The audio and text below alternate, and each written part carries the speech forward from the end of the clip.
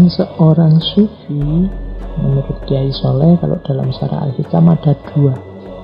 Yang pertama riyadhah, yang kedua warok.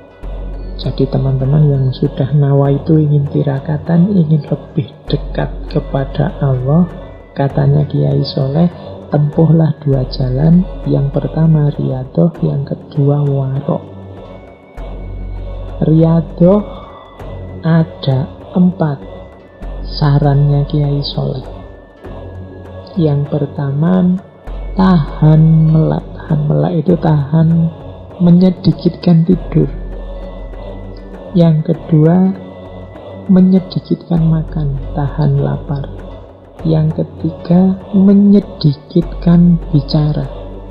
Yang keempat, menyedikitkan campur dengan orang lain. Jadi riyadhah yang kita lakukan menurut Kiai Soleh bisa didukung oleh 4 kebiasaan ini. Sedikit tidur sehingga lebih banyak waktu terjaga. Ya tentunya waktu kita tidak tidur kita gunakan untuk zikir, munajat, dekat dengan Allah. Anugerah dari Allah kalau kita kuat tidur sedikit. Banyak orang sekarang yang susah tidur ya. Anggap saja itu anugerah dari Allah untuk memperbanyak zikir, munajat, wirid, mendekat pada Allah. Karena di antara jalan riyadhah ini, kalau terlalu banyak tidur, ya porsi untuk asyik berdua dengan Allah jadinya juga berkurang. Karena waktu kita kan sudah terpotong banyak untuk makan, untuk bekerja, untuk macam-macam. Kalau tidurnya juga terlalu banyak, ya waktunya terpotong banyak. Yang kedua, menyedikitkan makan, tahan lapar, banyak puasa. Banyak puasa punya manfaat, daya tahan spiritual kita kuat. Karena puasa itu melatih menahan diri. Orang yang gemar puasa itu biasanya mudah menahan nafsunya. Dan ini memudahkan jalan dalam riyadhah. Ditahan melek, tahan lapar. Yang ketiga, tidak banyak ngomong, mengurangi pembicaraan. Kalau hari ini mungkin ditambah mengurangi ngobrol lewat WA, lewat Facebook, lewat medsos. Jadi menghindari yang tidak penting, yang tidak perlu. Semakin banyak ngomong, semakin banyak salah. Terlalu banyak posting, pada saatnya ada 1-2 yang keliru. Kadang-kadang kita saking semangatin nulis WA-an, Facebook-an, posting, kadang-kadang ada yang typo, kadang-kadang ada yang salah ruang, kadang-kadang itu karena kita terlalu banyak tahan bisu, menghindari pembicaraan yang tidak penting. Yang keempat, tahan berpisah dengan manusia. Maksudnya memperbanyak kebersamaan dengan Allah, dalam rangka menyegarkan jiwa, dalam rangka mengheningkan batin. Karena kalau terus-terusan kita terjun ke tengah keramaian, itu biasanya susah untuk menemukan keheningan. Cari waktu untuk kita berdua dengan Allah saja. Mungkin lewat ibadah, mungkin lewat doa, mungkin lewat munajat, mungkin lewat zikir, lewat tafakur, monggo. Dan tidak harus malam hari. Setiap orang silahkan mengambil strategi sendiri-sendiri. Gimana caranya untuk lebih banyak kholwat tapi bersama Allah. Jalan pertama itu riyadhah. Yang kedua adalah jalan warok. Riyadhah itu unsur aktifnya, kalau warok ini unsur pasifnya. Unsur pasifnya apa warok itu?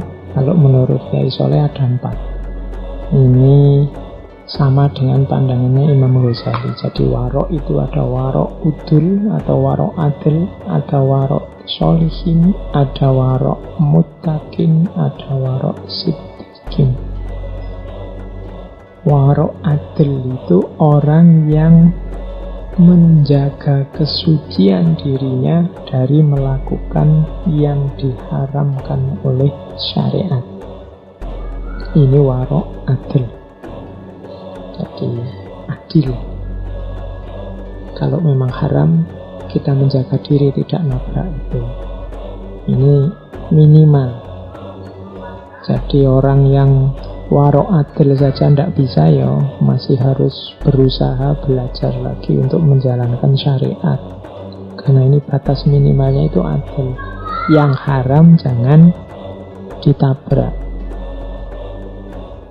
Nah, ada level 2. Level 2 ini warok solihin. Orang-orang soleh.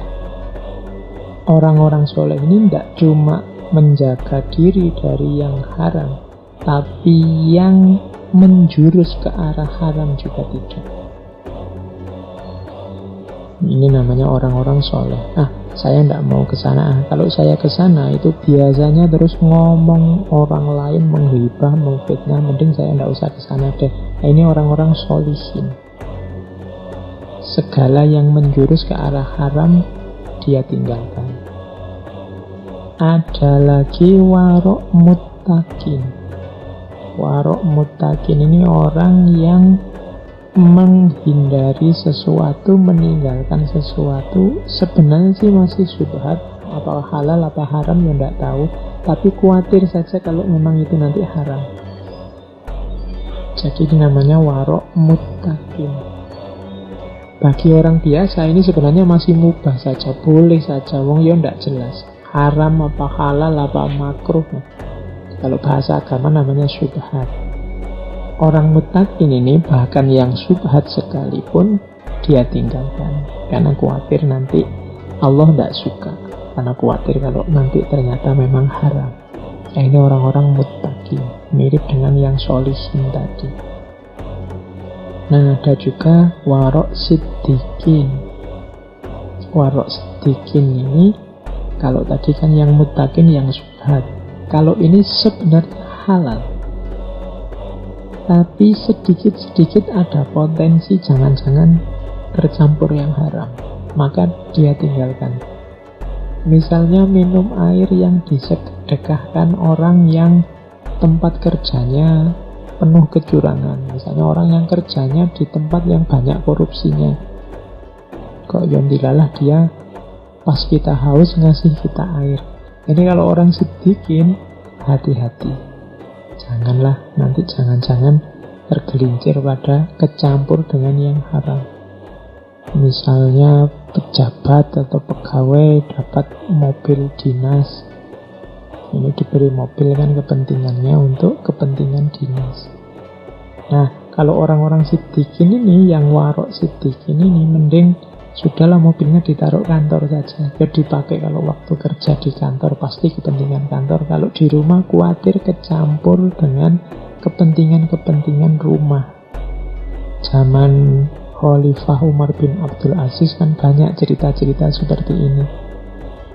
Lagi kerja di kantor, pakai lampu kantor, tiba-tiba istrinya datang, lampunya dimatiin. Karena khawatir wong ini lampu dibayar oleh pajaknya negara, untuk kepentingan negara. Kalau istri saya datang pasti kepentingan keluarga, kepentingan pribadi, maka lampunya dimatikan. Nah, ini jenis orang-orang siddiqin, menjaga diri. Nah, saya tidak tahu teman-teman ada di level kewaroan yang mana. Ya paling tidak yang paling bawah, yang adil itu harus kita jalankan, jangan sampai nabrak yang haram. Syukur bisa naik sholihin, bisa naik muttaqin, bisa naik siddiqin. Ini dimensi pasifnya. Yang aktif tadi ya lakukan riyadhah, latihan-latihan. 2. Jalan sufi.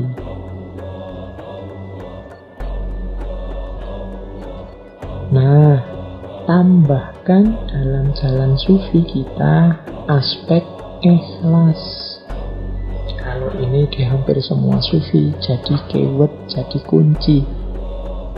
Ikhlas kalau menurut Kiai Soleh ada 3 jenisnya. Yang pertama ikhlasnya abidin, yang kedua ikhlasnya muhibbin, yang ketiga ikhlasnya arifin.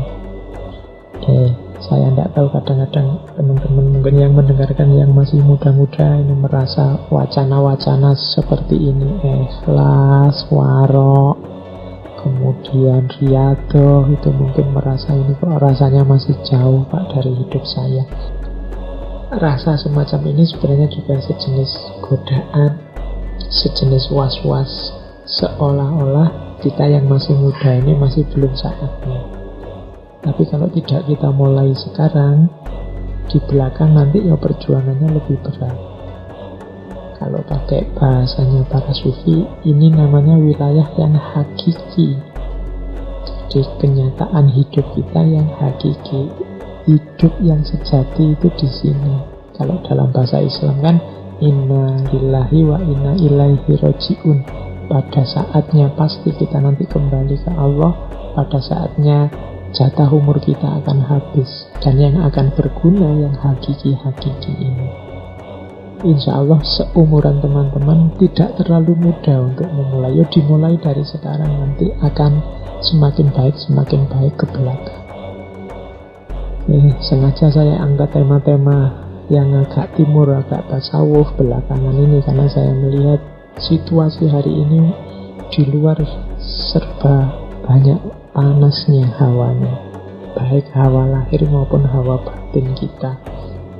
Mungkin sudah saatnya, mungkin Allah juga mengingatkan kita, saatnya untuk kembali ke dalam diri, saatnya untuk ilaihi roji'un.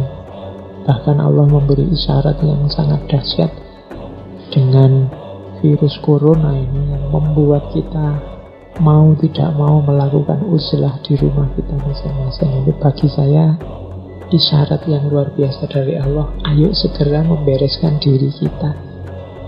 Jangan-jangan memang ini akhir zaman yang sebentar lagi sudah berakhir, maka ayo bareng-bareng dibereskan diri kita. Termasuk ini tadi, belajar cara untuk membereskan jiwa, membereskan batin lewat jalur tasawuf.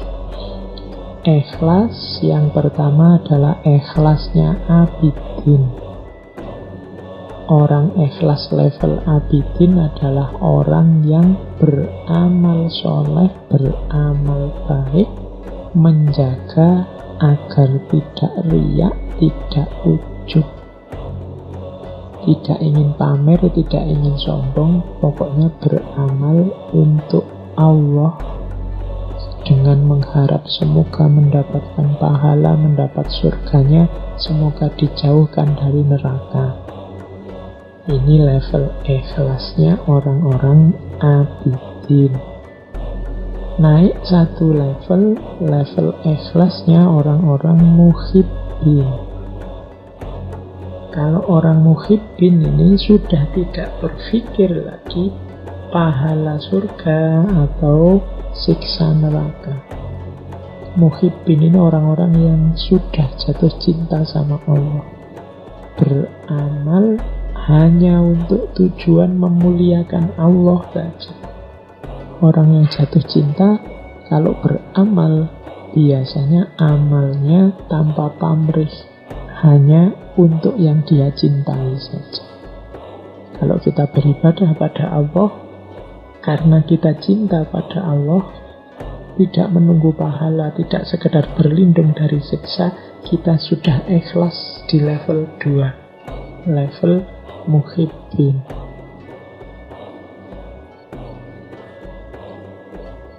Ada ikhlas di level paling tinggi. Kalau ikhlas di level paling tinggi ini ikhlasnya orang-orang arifin. Di level paling tinggi ini orang yang punya kesadaran bahkan aku bisa beramal baik ini bukan karena jasaku. Semuanya yang menggerakkan, yang membuka hati, yang memungkinkan aku beramal baik hanya Allah saja.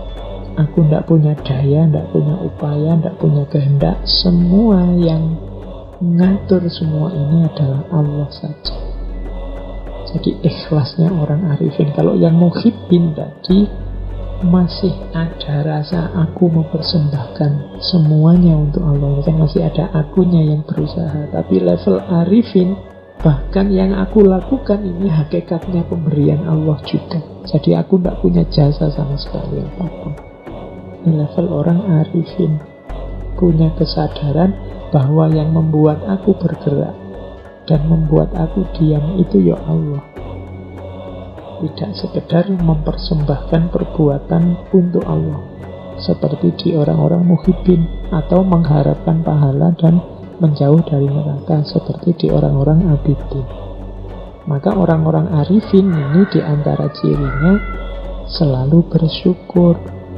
Alhamdulillah Allah menakdirku jadi orang yang taat, jadi orang yang patuh, jadi orang yang mau beramal soleh. Nah, itu cirinya orang arifin.